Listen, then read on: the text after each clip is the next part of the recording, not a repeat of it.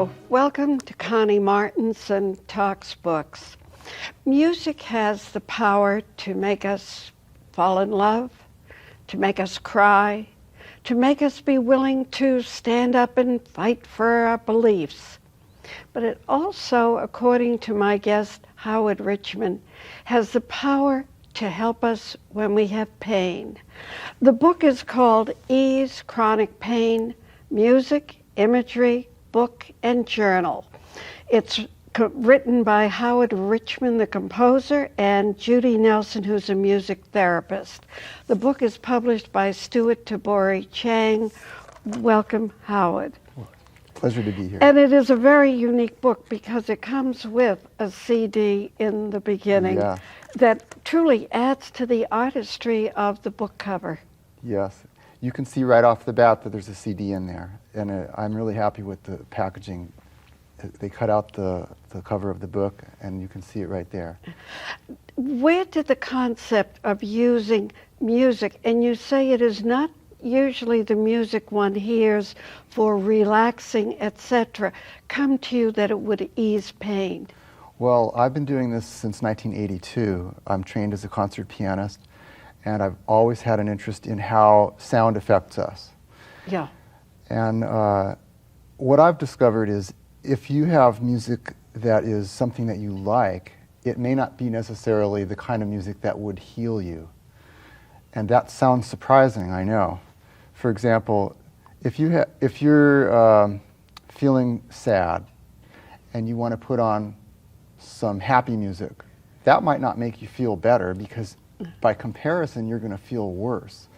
Mm-hmm. What I've discovered is if you have music that matches your current state and then gradually changes, without your being aware of it, you're lifted from one feeling to another feeling. As we are speaking, we will be hearing some of your music in the background, and it'll give us an idea of what you are describing. I'm talking about transition. The fancy word for this is entrainment, where part of the music will mirror the current state or the stress or the agitation, and then it gradually changes and you feel a shift occur. Where does that word entrainment come from? It's actually a French word, entraînement, and it has to do with matching or mirroring and then gradually moving along. And there's a lot of evidence for this process in different parts of the world. In different, you can see entrainment in many different aspects of life. For example, you can see entrainment with women who live in the same house. They often get their menstrual cycles together. There's been studies showing that when you have the individual cells of a heart that they do under a microscope, and they bring them close together, they start pulsing together. Is that something? That the influence that one body will have on another body? Well, of course, we see that in when a woman is pregnant, the influence on the fetus that comes from her whatever the mother is doing, her breath, her thinking. Exactly. So this is musical entrainment, because the music will affect somebody's physical being and their emotions, and then as the music shifts, the person will feel a change occur. And I've discovered, I'm not a doctor, but I have, in my observation, it does have physical reaction in people, like a musical massage. Let me ask you, because you do it in the book, say exactly what you said, you do not have medical training. There hasn't been scientific proof of this. It has been your intuition. But Judy Nelson, your co-author, does talk about how she has used this in therapy. She's been a music therapist for 11 years, and she's worked in hospitals and various clinics, and she has experienced the power of sound and how it can be helpful for pain in her work. And also, she's been very good about putting in the book authentic research that shows actual studies where not this music, but other music has been used specifically for pain. Yeah. What was a catalyst for you to discover this? I mean, where did you first see it working? Well, in 1982, after I had gotten my degree at UCLA for piano performance, I've always been interested in how sound affects us, and I started doing what I would call sound portraits of people. And to this day, I've done probably about 2,000 sound portraits where I intuitively make like a portrait of the person, but at the piano, just based on my feeling about them. And I prefer to not talk to the person very much, because then I get too mental about it. I like to just trust my feeling about it. And I've been pretty accurate as far as rendering a style of music or a tonality or different rhythms for people. And after I do that, for example, there's one lady I did, and I didn't know her, and I just started playing this country western music. And afterwards, she was aghast, and she said, "I own 7 horses." And somehow I tuned into that. So it started from doing this personalized sound portraits, and then it developed into doing music for specific illnesses. What is your birth role in your family? I'm the eldest. You're the eldest. Of 5. Because I wondered if part of that intuitiveness came from that role. I believe in a lot of things like that. I know that there's a philosophy of how the personality is affected by your birth order. Is that what you're referring to? A little bit, and so the oldest child is often the caretaker, or those types of things. And I should tell our true. friends who say, gee, there's a resemblance. Your father is the actor Peter Mark Richman. Yes. Your mother Helen was a very well-known dancer in New York. Yeah. And you have a brother Lucas who is building a great reputation as a conductor in America. Yes, he's with the Knoxville Symphony. He's the conductor.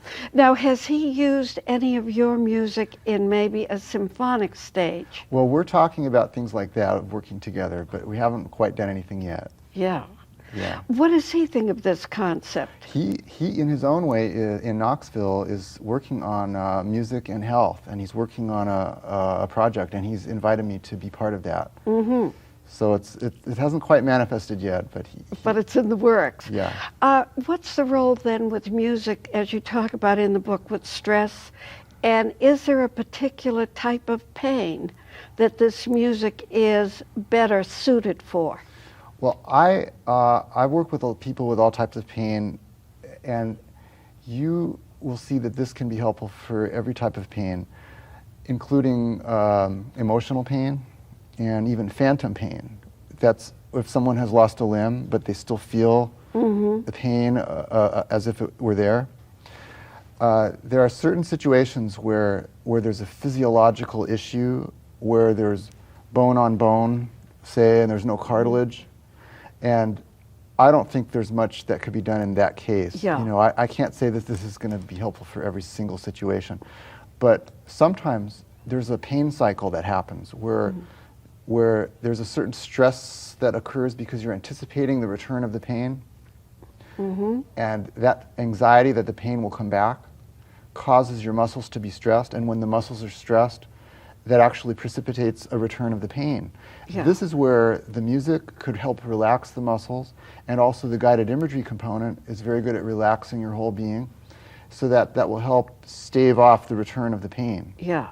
Or minimize its impact. Is there any particular tonal, like a Gregorian chant type of music, or mono sound that is more effective than something else? That's a great question. There's a lot of different philosophies on that. Some people believe that the body is tuned to the C major scale, and that would refer to C, D, E, F, G, A, B, each corresponding to various energy centers, which are often known as chakras. And then when you have a particular tone, it will resonate at that part of your body. Some people divide the body into 5 tones. The Chinese do the pentatonic scale, which is 5 tones, and they have 5 energy systems. Some people divide it in the chromatic scale, which is 12 tones, and they believe that there are 12 divisions, and then they relate that to possibly astrology or to other systems that are based on 12. Now, it happens that the piano and Western music is based on 12 notes. Yeah. So I I have found that there isn't any one system that is specific. It's if I'm working with someone individual or someone I'm doing music for somebody, I might end up playing a pentatonic thing for them, Yeah. and somebody else I might do all 12 notes. What about within an Indian, I'm thinking of India, with the sitha that they play? Sitar, there's 24 tones. The octave is divided into 24 tones. Mm-hmm. So we don't have that in one. You don't have a piano that has 24 notes per octave that would have double 88 keys. So they're going to have to suffer. But let's listen to some of the guided imagery that is also on this CD. And If you are still feeling any pain or discomfort in the body, imagine that you have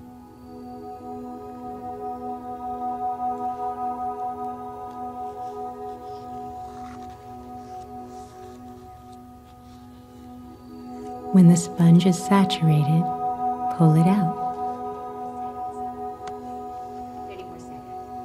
Imagine that it is gently floating away from you.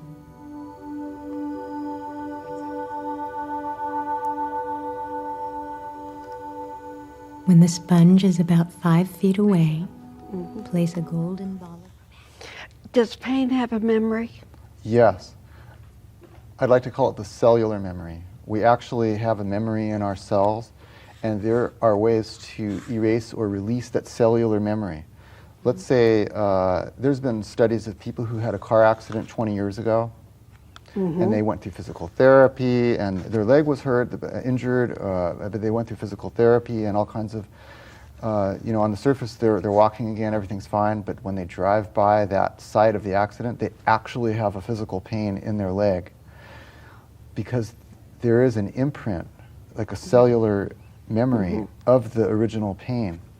And there are ways to help remove or release that imprint so that it won't keep coming back. Yeah. You mentioned in the book that you were in, I guess, Germany at a medical convention, and there were a lot of disbelievers. What happened? Well, I'm kind of a maverick, and here I am. I'm not a doctor, I'm not a psychologist, and I'm not a music therapist. But I do So why should they take you seriously? That's the point. Yeah. It is kind of ironic, because I do think that I have a talent and a gift, and I love to be available to help people. But then, does that put you into a cult status? Cult, C-U-L-T? Yeah, a cult where Yeah. you would be the guru. No, I'm not after that. Yeah. I'm interested in helping people. I don't want the name recognition or those types of things. I love being able to empower people. I teach piano. I've been teaching for 30 years. And there are many students of mine who have exceeded my abilities, and I'm thrilled for them, and I want that to happen. I am aware of many music teachers, for example, who try to hold back certain choice bits of information so that they could always keep that guru status slightly further ahead. That's not my goal. My goal is to really help people get better. So, but in many industries, the person who has the great idea is often chastised because it's not the norm. Well, think about that. If it's not the norm, well, that's why it's something that's remarkable or it's going to work. So yes, I come to this approach from my wanting to help people, and I don't have the medical training and the music therapy official training, but I am a great composer, and I am an intuitive, sensitive person who is able to take my ability and knowledge on the medical or the musical area and then funnel that into an area that is actually usable for somebody. Have you been able to document? I have a lot of comments and what you might say responses or testimonials from people who have found this useful. So in Germany, I wanted to do a presentation where I could perform live music for pain. That was in 1988, and I had the opportunity to do that. They were kind enough to set that up with a pain clinic, and I had 4 or 5 patients there, and I played live music for them, and then we interviewed them, and they had a translator. And even though the official people who were participating were skeptical and all that, the people who were listening to the music and who were in wheelchairs said that they had less pain right there in that moment. They didn't walk and they didn't throw their crutches away. No, it wasn't dramatic like that. Yeah. But, and I'm not trying to do that. Yeah. But it was very exciting. But it was annoying that my official peers were threatened by that somehow, and that's expected. How often do you do this now? I mean, how often do you have somebody with pain or a group with pain that you go play your music or the CD and can see it demonstrated in front of you that there is a release? Oh, well, we recently did that just a couple weeks ago. We had a little demonstration, and we had 20 people come who were in pain, and we got wonderful feedback from those people. And a lot of times I've done a lot of volunteering to do this. I work with a geriatric population about 10 years ago. What did you have to do to convince Stewart, Tabori, Chang then that this was legitimate to put it into such a production in a book? Well, that's the miracle part, because I've been doing this for a long time, and I'm proud of the work that I do. I've done music for different illnesses, for cancer, for weight loss, for AIDS, music for birth, for specific things. And because it's been an uphill battle, because it is kind of surprising to think that you might have music in your medicine cabinet. Yeah, you know? It's sort of questionable. Yeah. I finally, because I'm a little bit bullheaded about it, I've worked very hard to try to get hospitals to use it and doctors to use it. And I did reach the point where I just said, well, all right, I'm just going to not push this anymore. And about 2 years ago, I was contacted from Stewart, Tabori, and Chang. So I didn't have to convince them. They already wanted that. And the editor, who formerly had been the editor of Prevention magazine, got this. She was understanding of these types of things, and she was excited to have found me. Yeah. And so I'm grateful for that. I didn't have to sell it to them. That's the miracle. Yeah, that is a miracle.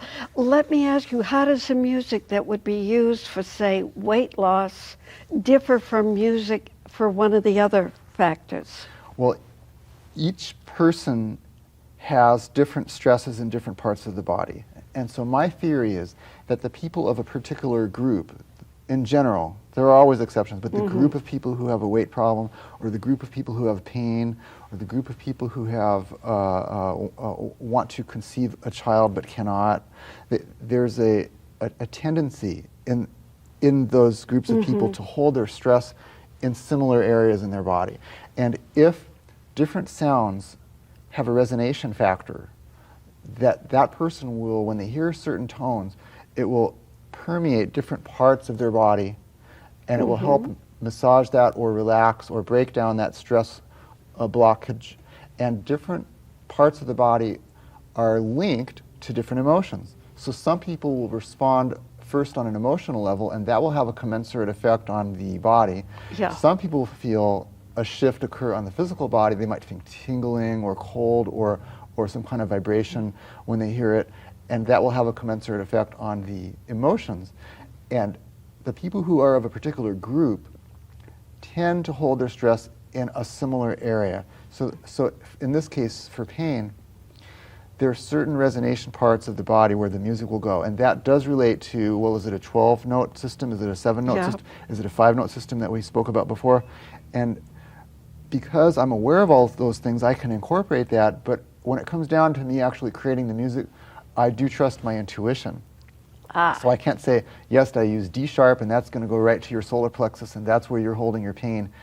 It's not that precise as far as me being able to tell you, because when we're talking about resonation factors, we're not only talking about the pitch, which is the note like D sharp. We're talking about the dynamics, which is how loud or soft it is. That has an effect. We're talking about the tempo, how fast or slow it is, and the overlay of different rhythms and shadings. The context of the note. Is it a D sharp with other notes or not with other notes? That's harmony. All of these factors have a different effect. I know people who just play D sharp for about 5 minutes, and that's supposed to resonate at a specific point. It gives them a headache. But I don't. My way is more sophisticated. Do you only play the piano? That's my main instrument. Yes. A flute, a cello wouldn't be used as part of it. Ultimately, wouldn't it be nice if I had a team of sound healers who specialize on their respective instrument, because that's called timbre, the tone quality. Some people probably hate the piano, and then this book would not be good for them, right? Because they might find any piano music jarring. Well, after all, the piano is a percussive instrument, and it is jarring, right? Yeah. How did you get together with Judy Nelson? I've known her for many years, and she actually studied piano with me for a while. She's multi-talented. She's a singer, and she's a speech-language pathologist, and she is a music therapist. And since I've known her and I like her, I felt it would be fun to work with somebody that I like. And it's been a wonderful relationship. She's added a great sense of depth to this project with her knowledge and with her wonderful ability to do research. At the end, you do go through a list of herbs. Why is that there? Well, I'm interested in alternative healing, and this book and CD is an alternative approach to healing pain. And so we felt that to complement it, why not put some of the other things that I think would be helpful for people's pain? That would include other alternative approaches, such as chiropractic. For example, let's say your spine is out of alignment and you don't realize it, but you're having pain in your shoulder. Well, that could help. That could affect your shoulder, because the neural energy that comes from your spine can affect your shoulder. And so I'm not saying that music is the cure-all, but it could be, let's say, one component. And herbs and different dietary things are listed in there, because that could be helpful. Sometimes people are inadvertently eating the wrong thing, and they wake up with a headache every day, and they don't know why. Well, consider maybe you're eating something that causes a headache. Then there's also yoga and dance. Yes. But very interesting, and at the end there are the places to go and other alternatives, and keeping a healthy journal. Maybe you're right. I mean, that's what they say about losing weight. Write down what you're eating every minute, and it'll give you a good idea. And if you have responses to the process of listening to the music, sometimes the act of writing is part of the music is kind of like the catalyst. And so is the guided imagery. But your ability to express what you just felt and kind of get it out, that's part of the healing. Listen, Howard, I have met people who do have chronic pain, and they are willing to go around the world almost to try to find something that will ease it. Hopefully, they will find some of that easing here in this Ease Chronic Pain. Thank you. Will you autograph my book? My pleasure. And if you'd like a copy of our newsletter, Good Books, send me a stamp, self-addressed envelope to Good Books, P.O. Box 69, 1640, Los Angeles, California, 90069. Look for our column in the Beverly Hills Courier. For us on the web at www.conniemartinson.com. We'll tell you about some other books we've liked recently. They refer to China as the sleeping giant. Well, India is there at its border, and my guest to be, Stanley Walpert, has written India. This is the 3rd edition. Interesting woman is Sonia Gandhi, who was the daughter-in-law, the widow, and is now in a role as really what would be a power maker in India. How she has had a role in the changing time. How the British, when the Sikhs wanted to move to, a group of them wanted to go to Canada, they were not allowed in. They were not considered good enough. Maybe. Anyhow, they returned to India, and that was the beginning, part of a downfall of the British rule. Because as the British ruled, they became the empire. And again, the story of Nehru and of Gandhi, who worked from peace in order to make revolution and change. Where is India today? It has expenses with its nuclear development, as well as, would you believe, onions. But they're all in this book. Another great book is Lisa Fugard's book, Skinner's Drift, a novel.